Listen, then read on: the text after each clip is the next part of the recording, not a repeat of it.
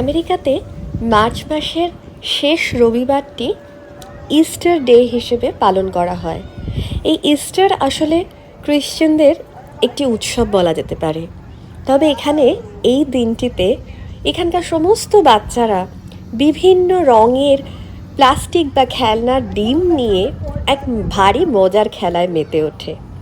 আর এই বিশেষ দিনটি উপলক্ষে আমার বাড়ির খুব কাছে একটা দারুণ সুন্দর মেলা বসেছে। আর এই মেলাটা দেখতেই ছেলেকে নিয়ে চলে এলাম আমরা। এসে দেখি সে এক দারুণ ব্যাপার। নানান রকম রাইডস, নানান রকম খেলনা, গেমস, কত কিছু নিয়ে এই মেলা লেগেছে। আমার কিন্তু দারুণ মজা হচ্ছে। দেখা যাক ঘুরে কি আছে এই মেলাতে। ছোটবেলায় যখন বাবার হাত ধরে রথের মেলা বা অন্য কোনো পুজোর সময় হওয়া মেলাতে যেতাম, তখন আমার মন পড়ে থাকতো কখন বাবা আমার একটা প্রিয় খেলনা কিনে দেবে। সে পুতুল হোক বা খেলনা বাটি বা অন্য কোনো খেলা, খেলনার প্রতি কিন্তু একটা বাচ্চাদের আলাদা একটা আকর্ষণ সবসময় থাকে। এখানে নানান রকমের গেমস অ্যাক্টিভিটিস রাখা হয়, আর এই গেমস অ্যাক্টিভিটিসগুলো করে বাচ্চারা কিন্তু এখান থেকে নানান রকম সফট টয়েস, নানান রকম তাদের পছন্দ মতো খেলনা নিজেরাই নিয়ে নিতে পারে। এটা ভারী মজার। দেখুন কত রকমের পসরা সাজিয়ে এখানে সবাই।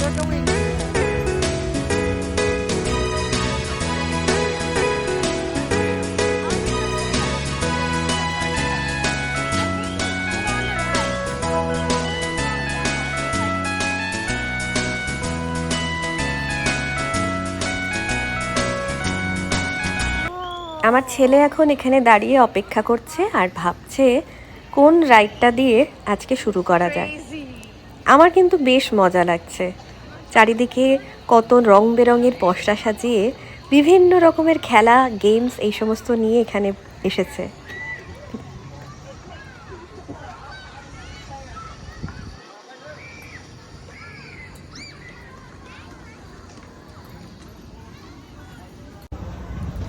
অবশেষে ছেলেকে সঙ্গ দেওয়ার জন্য আমি ফিরে গেলাম সেই শৈশবের স্মৃতিতে। এই টাইফুন নামের রাইডটায় বাবান আর আমি উঠে পড়লাম। ভীষণ মজা করলাম কিন্তু সত্যি।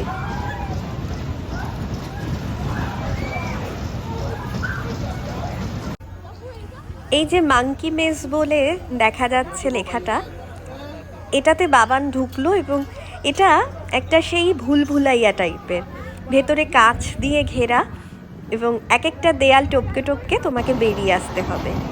এইটা দেখে কিন্তু আমার ভয়ানক ভয় লেগেছে। বাবান যদিও একবার দুবার চেয়েছিল এটাতে উঠবার, আমি কিন্তু একদম বিপক্ষে ছিলাম, কারণ এটা সম্পূর্ণ উল্টে যাচ্ছে। দেখুন দেখুন, সত্যি ভয়ঙ্কর না? কিন্তু এখানকার বাচ্চারা দিব্যি কেমন উঠেও যাচ্ছে, চিৎকারও করছে, আবার মজাও নিচ্ছে।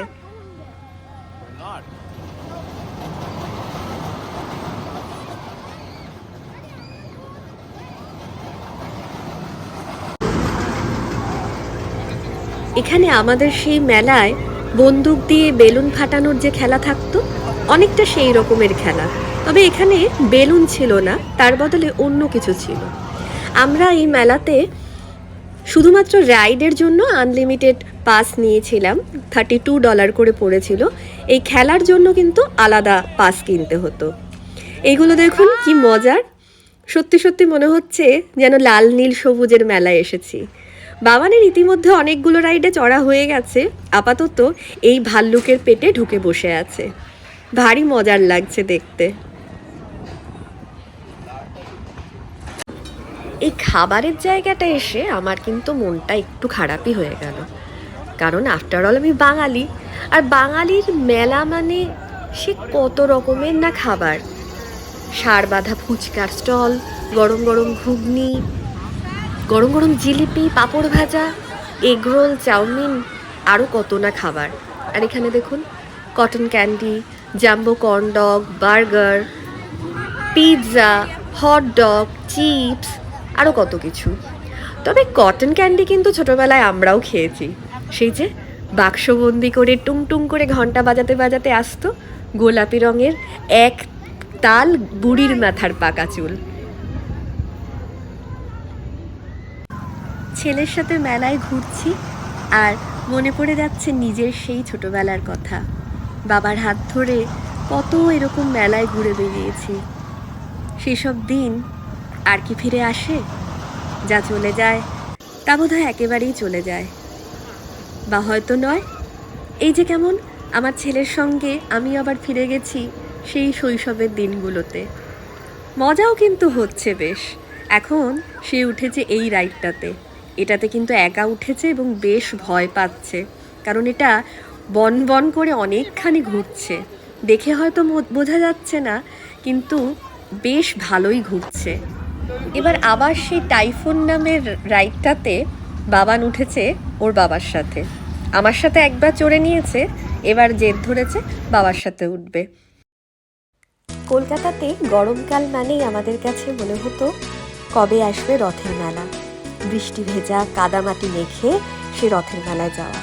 এখানে হয়তো সেসব কিছু নেই, তবে এই যে যেটুকু পেলাম এটাই বা কম কি।